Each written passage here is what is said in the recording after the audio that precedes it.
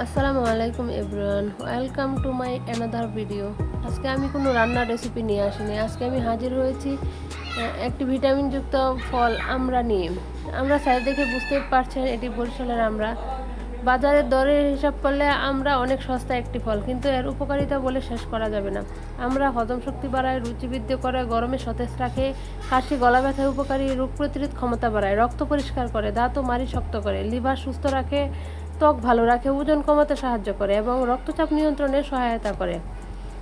আমরার উপকারিতা অনেক, অনেকে অনেকভাবে আমরা খেয়ে থাকে। অনেকে চিংড়ি মাছ দিয়ে আমরা রান্না করে খায়, অনেকে লবণ হলুদ দিয়ে আমরা মাখা করে খায়। আমি আজকে আমরা মাখার একটি অন্যরকম পদ্ধতি আপনাদের সাথে শেয়ার করব। তাহলে চলুন দেখে নেওয়া যাক কী করি। সবগুলো নিব না, আমি এখান থেকে মাত্র 4টা আমরা নিয়েছি। একটি পিলারের সাহায্যে এগুলো ছিলে নিয়েছি। খোসাগুলো ফেলে দিয়ে আমরাগুলো ধুয়ে নিব। একটি পেঁয়াজ ছুলে নিয়েছি, ছোট্ট একটি কাঁচামরিচ নিয়েছি, গ্রেটার দিয়ে এগুলো গ্রেট করে নিব সবগুলো।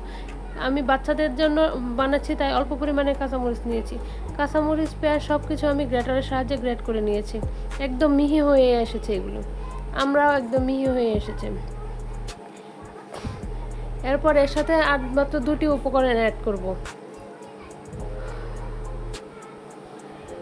এই তো, একটি উপকরণ হলো চিনি, আরেকটি উপকরণ হলো অল্প পরিমাণে লবণ। আমরা পরিমাণ বুঝে লবণ নিয়েছি।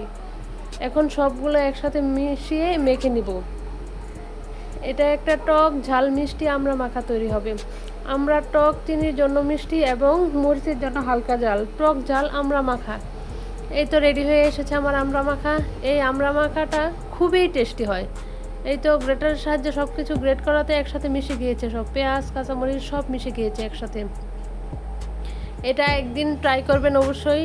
আমি সবাইকে বলবো একদিন ট্রাই করে তারপর বলতে পারবেন যে এটা খেতে কতটা ইয়ামি এবং টেস্টি একটা খাবার। যারা আমরা টকের জন্য ওভাবে কেটে খেতে পারেন না, তারা অবশ্যই এভাবে গ্রেট করে আমরা মাখা করে খাবেন। মাশাআল্লাহ, আমার আমরা মাখাটা খুবই টেস্টি হয়েছিল।